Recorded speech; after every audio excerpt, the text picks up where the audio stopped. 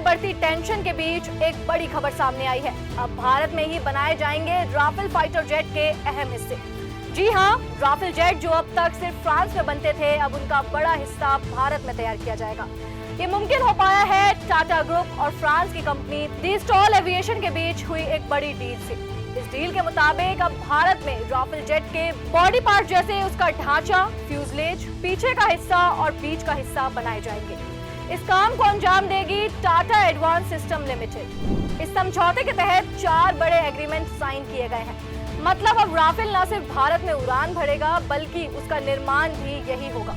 सबसे बड़ी बात, ये पहली बार होगा जब राफेल जेट के इतने बड़े हिस्से फ्रांस के बाहर और वो भी भारत में बनाए जाएंगे। ये भारत के लिए बहुत बड़ा कदम है, खासकर मेक इन इंडिया और आत्मनिर्भर भारत मिशन के तहत।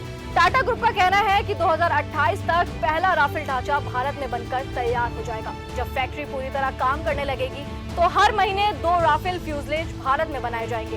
ये फैसला ऐसे वक्त में आया है जब पाकिस्तान और चीन दोनों भारत के लिए रणनीतिक चुनौती बने हुए हैं। ऐसे में भारत की ताकत बढ़ाना बेहद जरूरी है और यही डील उस दिशा में एक गेम चेंजर साबित हो सकती है। दी स्टॉल एविएशन और टाटा का मानना है कि ये साझेदारी भारत की इंडस्ट्री को ग्लोबल लेवल पर पहुंचाएगी और देश को एरोस्पेस के क्षेत्र में आत्मनिर्भर बनाएगी। अब सवाल ये है, क्या भारत अब अगली पीढ़ी की डिफेंस टेक्नोलॉजी में दुनिया का लीडर बन सकता है? और क्या पाकिस्तान इस रणनीतिक बढ़त का जवाब दे पाएगा? जानने के लिए बने रहे हमारे साथ और देखते रहें खबर फास्ट का डिजिटल प्लेटफॉर्म। धन्यवाद।